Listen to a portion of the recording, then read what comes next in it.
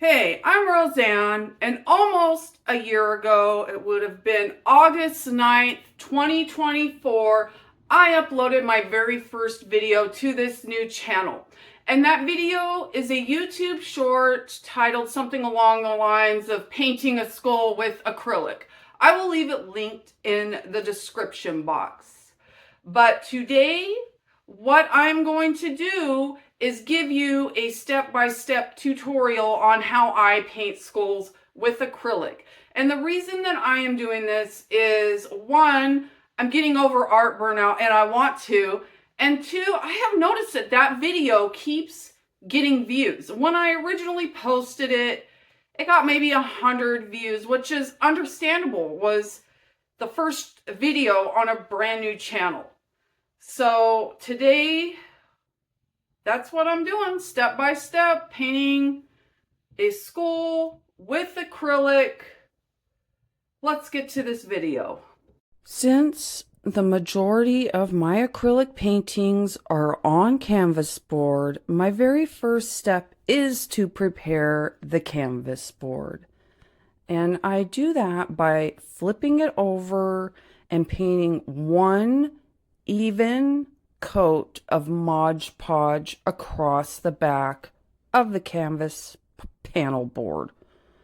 Canvas panel, canvas board, I just call them canvas boards. And then I give it about 2 hours. It has to be a minimum of 1 hour for the Mod Podge to dry. But I wait an extra hour just to be sure. And after it's dried, I flip it over and get ready to paint the actual canvas. So I do that by pouring out some gesso along with a few colors of paint. I am doing a bluish red for the background on this particular painting. So I get it all mixed up. And after I've mixed the gesso and the paint, I start painting the front of the canvas, and I do an entire coat, sometimes two. I think I just did one with this particular painting, and I give that a few hours to dry. The paints I'm using dry pretty quickly, so once they've dried, I come back to the painting. I know some people like to work on a wet surface, and sometimes I'll do that, but for this I just went to my regular formula for doing paintings on these canvas boards, and that is one even coat of the gesso paint mixture.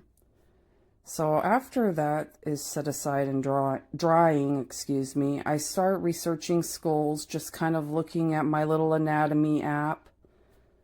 And then I sketch out a very rough idea of what I'm going to be painting.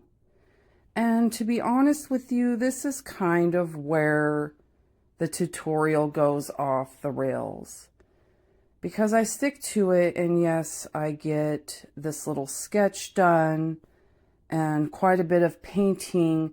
There is a lot of stuff I had to do off camera just because I'm not quite sure how to film them. I don't do things the traditional way. I don't work with an easel. I have to accommodate disabilities, and I haven't been feeling well, so going on camera is touch and go a lot of the times. I've been lucky just to kind of, get out of bed. So that, coupled with the art block, this was a bit of a challenge, and I've never filmed anything like this. And I went in there with a dark pencil and a light Prismacolor.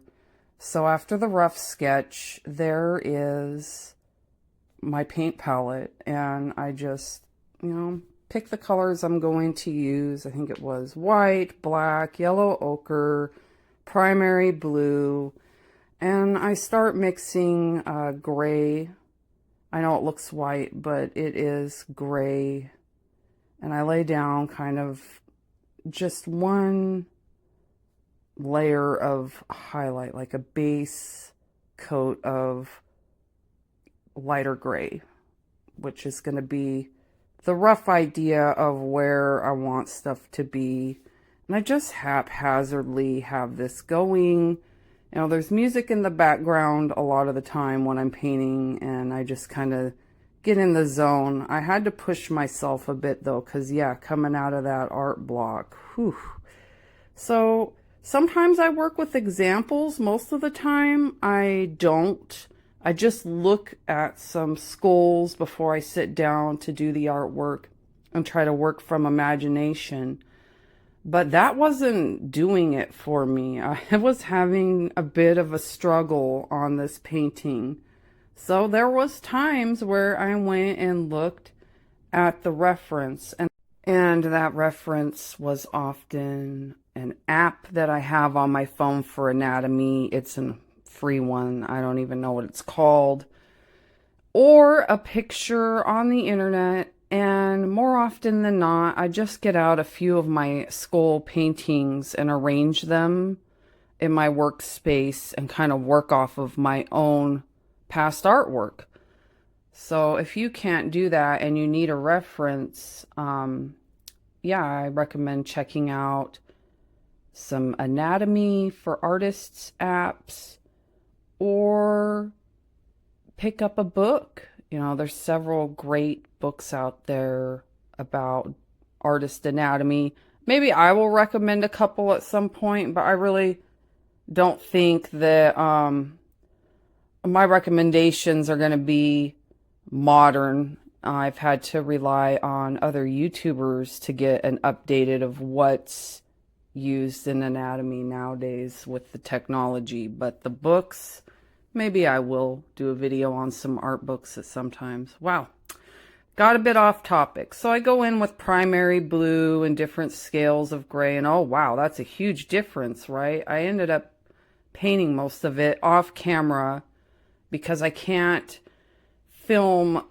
This is how I work on art most of the time. It's on my lap and I'm curled up in a ball trying to get comfortable and position my hands on the table or wherever I can and get this painting finished.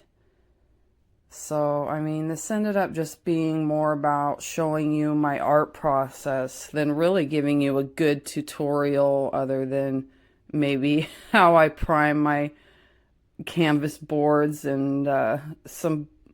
I didn't even recommend books. I just said they existed, but there is the background. It's just a bit of primary red and a different dark red and an acrylic medium. That's a matte medium. And here's the finished painting. I just kind of tossed it up there so you could see it compared to last year's. Thank you so much for watching. That's how I paint a skull with acrylic.